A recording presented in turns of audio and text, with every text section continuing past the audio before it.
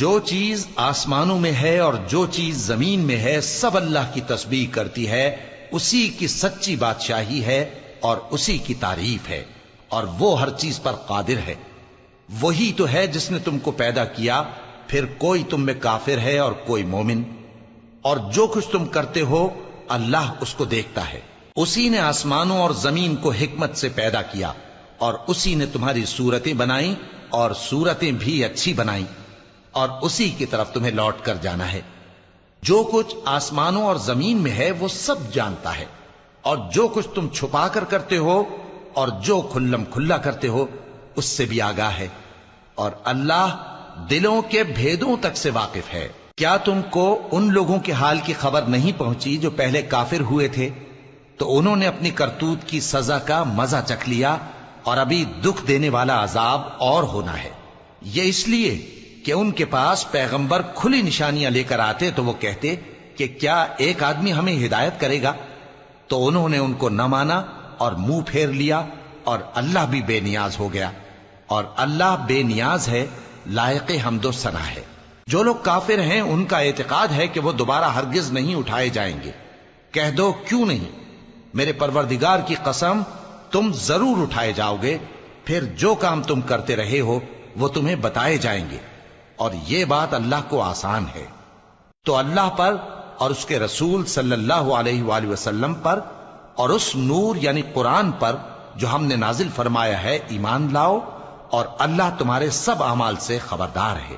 جس دن وہ تم کو اکٹھا کرے گا یعنی حشر کے دن، وہ نقصان اٹھانے کا دن ہے، اور جو شخص اللہ پر ایمان لائے اور نیک عمل کرے وہ اس سے اس کی برائیاں دور کر دے گا، اور جنت کے باغوں میں جن کے نیچے نہریں بہ رہی ہیں داخل کرے گا۔ وہ ہمیشہ ہمیشہ ان میں رہیں گے، یہی بڑی کامیابی ہے۔ اور جنہوں نے کفر کیا اور ہماری آیتوں کو جھٹلایا وہی اہل دوزخ ہیں کہ ہمیشہ اس میں رہیں گے، اور وہ بری جگہ ہے۔ کوئی مصیبت نازل نہیں ہوتی مگر اللہ کے حکم سے، اور جو شخص اللہ پر ایمان لاتا ہے وہ اس کے دل کو ہدایت دیتا ہے، اور اللہ ہر چیز سے باخبر ہے۔ اور اللہ کی اطاعت کرو اور اس کے رسول کی اطاعت کرو، پس اگر تم منہ پھیر لوگے تو ہمارے پیغمبر کے ذمے تو صرف پیغام کا کھول کھول کر پہنچا دینا ہے۔